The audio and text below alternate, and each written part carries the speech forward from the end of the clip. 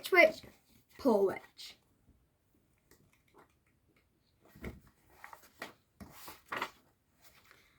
There once was twin witches named Rita and Rose who had a wart on the end of their nose. But everyone always knew which witch was which, because which Rose was poor and which Rita was rich.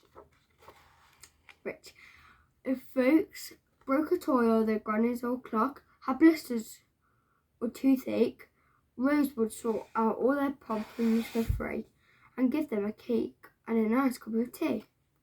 But Rita preferred to have wealthier clients like kings and princesses and greedy giants. Why, only last week Rita scoffed a rich queen called by the naughtiest prince you've ever seen. I waved my gold wand, and as quick as a flash, the prince was a frog, and the queen had been paid in cash. One morning, which Rita was getting dressed, when the king in his carriage arrived, looking stressed. Please come to the palace, he said. Will you hurry? The princess won't smile. It's a terrible worry. I'll soon have her smiling, said Rita. You'll see. I'm happy to help for a moderate fee. When they got to the palace, she had to confess that she'd never seen such a gloomy princess. So she made a potion of candies and boxes of chocolates, exquisite tiaras and fabulous frocks, but none of these things put a smile on the face of Anna Lucana Celila Grace. A makeover, maybe. Now how about blonde, which Rita declared with a twitch of her wand, or a different hairstyle could be just the job.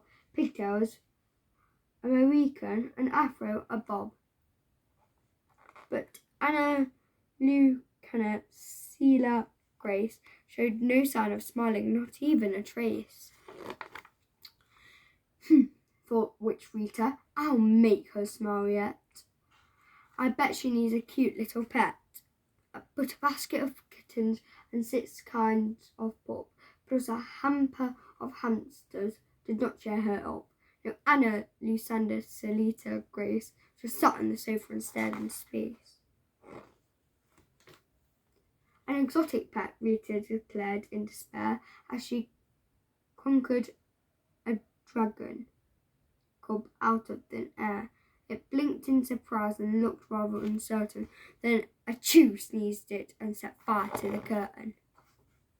The other pets, who until then had been quiet, leapt to their paws and completely ran riot. The dragon took fright at the yowling and yapping, flew around the room in a great fit of fluffing. A fine chandelier seemed a safe place to stay, till it started to creak and groan and to sway.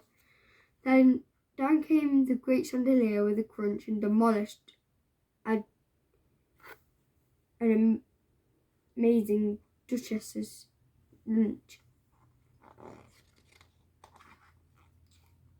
This is a wreck, wailed the king. Goodness me, which Rita, you'll pay for this out of your fee. The queen looked in horror at all of the mess, then suddenly wondered, but where's the princess? Mort, the king's butler, said, begging your pardon, which Rose have arrived and she's out in the garden. She's running around on the lawn playing chase with Anna Lucana Celila Grace. Everyone stared in amazement at Mort. Then into the garden dashed King and Queen Court. Hooray, said the king. What a wonderful sight. She's smiling at last, clapped the queen in delight. But how did you do it, said Rita. Do tell, what charm did you use, dearest sister? What spell? Oh, I didn't need spells, said Witch Rose, or a fee. The princess just needed a playmate, you see. The king sighed. We've been far too busy to play. We'll have to have more fun and games every day. In fact, we'll start now. Come along, everyone, and let's all play a game of chase and he started to run. "Dad, wait," said the princess. "Just hold on a bit. I've got something to say." "Which, Rita?" "You're it." And Anna, Lucinda, Celita, Grace ran off with a whopping great grin on her face. "Oh well," Rita laughed. "You're right, I suppose, that you don't need a wand to work magic, dear Rose." And that was the story. I know I'm not the best reader, but I try. I just forget my words because it's kind of hard doing this for all my viewers. I don't really want anything. I just do this for my spare time, fun. I don't expect any likes. I know people just say that so they get likes and subscribes, but really I don't expect anything from you guys.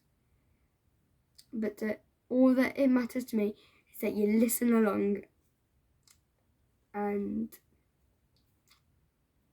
enjoy. Thank you.